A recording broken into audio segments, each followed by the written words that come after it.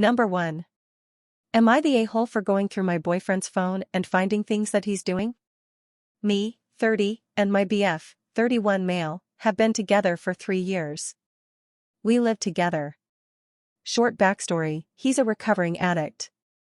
For the past 6 months he's been taking kratom, which is legal and not considered a drug by some but has the same effects as opioids. He's been taking them in large amounts. At times $100 per day. He also smokes marijuana, vapes, drinks, and takes Adderall daily. 2 weeks ago we lost our baby. That was it. I told him he needed to be better. He agreed. I'm going through things, and his excessive habits are too much for me right now. After working a 12-hour shift, I come home, 11 p.m., and can smell kratom on his breath. We go to bed, he's sweating. I knew something was wrong. I went through his phone. While I was working, he was doing a chemistry experiment in our home making kratom extract. I saw on his YouTube the how-to video and him talking about it and sending pictures to his friends saying how he feels like he's making opium. This morning he was all wide-eyed and bushy-tailed, chatty, couldn't keep still. More energy than his normal morning behavior. I asked if he took anything. He said no. A few hours go by. I tell him about my day and ask him what he did yesterday. He doesn't mention his experiment. So am I the a-hole for invading his privacy and going through his phone even though I found that he was wrong? I know I shouldn't have gone through his phone, but I almost feel justified because I found out he was doing things he absolutely knows is a big deal for us in our relationship. Number 2. Am I the a-hole for confronting my mom for saying, quote, "There aren't ugly people in the world, they just can't afford plastic surgery," after she picked me up from getting a septorhinoplasty? Yesterday I got a septorhinoplasty. Initially I was mainly interested in fixing my deviated septum because of breathing purposes and my nose tilted just a bit to the left. When I told my mom, she made the comment to fix the hump in your nose too. I didn't think too much of it, but thought that if I was a parent I wouldn't criticize my child's aesthetic. I wasn't even aware my nose was crooked until she brought it up in front of a doctor a couple of years ago. Well, yesterday I got the septorhinoplasty. I made sure the changes to my nose were minimal as I didn't dislike my nose. When my mom picked me up and I got in the car, she made a strange comment saying, "Yeah, there's definitely not ugly people in the world, some just can't afford surgery," and she began driving. I was like, "Are you talking about me?" And she said that she wasn't, she was apparently talking about a friend of hers. Her comment bothered me for some reason, so today while we were making breakfast, I'm staying at her house while I recover, I brought it up to her and as usual she just stormed out of the kitchen like a child, taking it personal and saying that I have deep problems if that comment affected me. I told her that I was confident about myself, but that she should choose a better time for her comments. It was just a weird comment altogether. She is always critiquing people, it's starting to make me sick. Yesterday we were watching a show and she starts complaining about the person's teeth, nose, hair, etc. I was holding my words because in previous occasions when I have told her she shouldn't be so judgy, she gets mad and tells me that I try to be Miss Perfect, and then proceeds to excuse herself. Number 3. Am I the a-hole for ruining my ex's career? So the other day I was just relaxing at home when I get a text from my friend/neighbor saying, "Hey, your ex is posting stuff about you on her Insta." I ask what is she saying, and she sends me 2 screenshots of her saying that we're broken up and that I was abusive paired with my real IRL name. In our relationship she practically forced me to be homeless, pay for most of our food, work 60-plus hour weeks, and push as hard as I can to get us a home, and she barely held a McDonald's job. When we did get it she ended up straight up quitting her job. Ever since I got this place with her she only got worse and started saying I was abusing her emotionally just because I was getting aggravated now that I'm the only one working while she sat on her PC all day playing League, not even helping around the home I paid for. Eventually I got fired because I was having performance issues and she started to panic and like magic picked up another job. It didn't last long though, because the second I got a new job she wasn't feeling up it and quit while saying she was just off for a couple days. It didn't take me long to find out she quit. I still gave her only love and affection, but she ignored me. Whenever I tried to even hug or cuddle her she would shove me away, tell me I'm sticky, gross, and sweaty, then ignore me. After a while it got so bad that I had a really bad breakdown because the stress of having her in my life was too much. My friend/neighbor I mentioned earlier actually saved my life because she saw me in my car crying.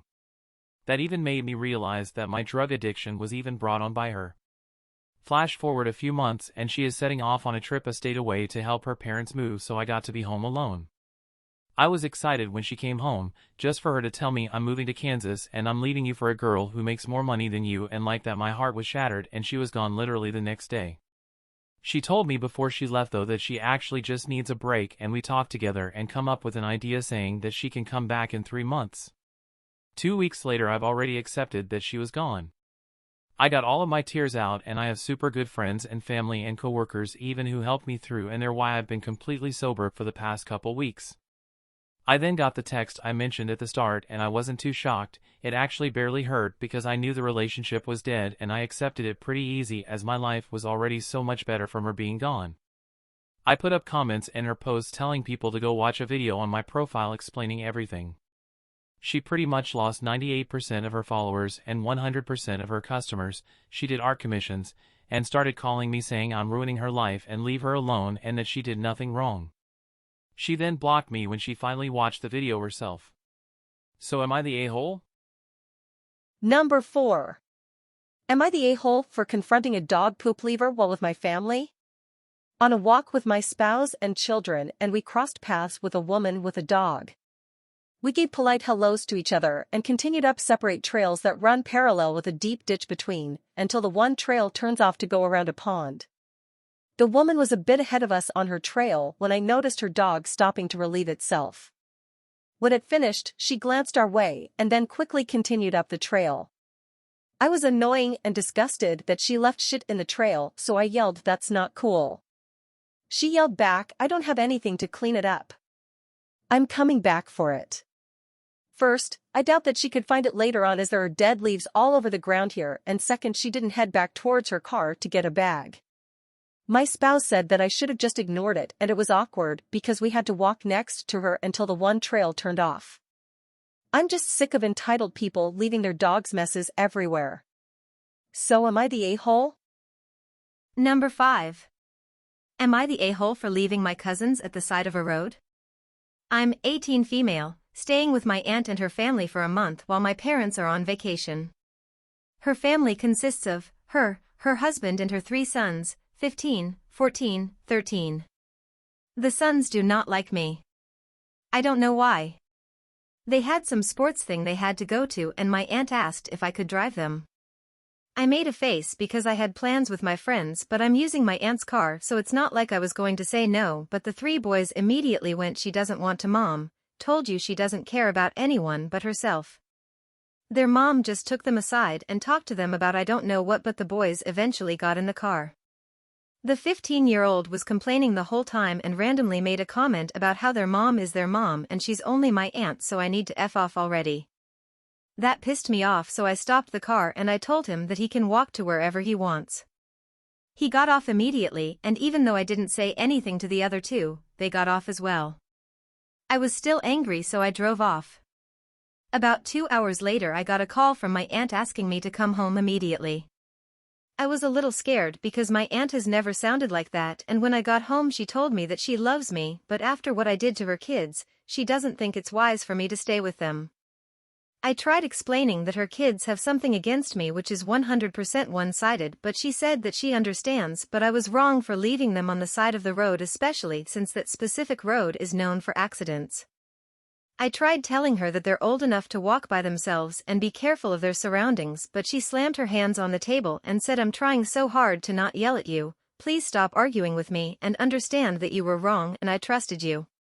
I talked to the boys about what they said to you and they will apologize, but for the love of God, understand that you need to apologize.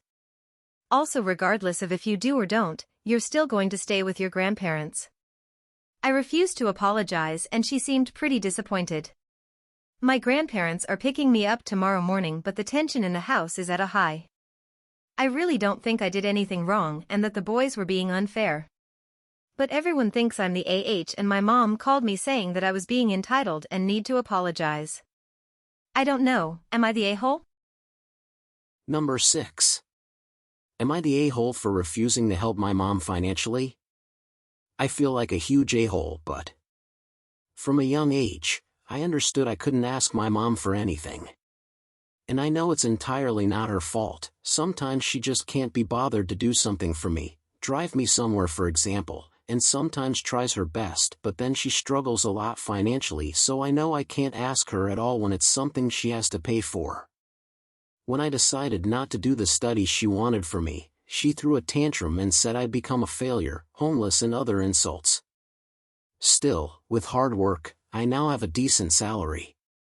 Even before I had that decent salary, I tried my best to help her financially because I hate seeing my mom struggle like that, so even when she didn't ask, I offered to help with bills or food. I left the household 2 years ago because she's a huge strain on my mental health, and while I love her, I want her to stay away from me. Especially since she takes care of the daughter of her cousin who died years ago, and she also has to take care of my sibling.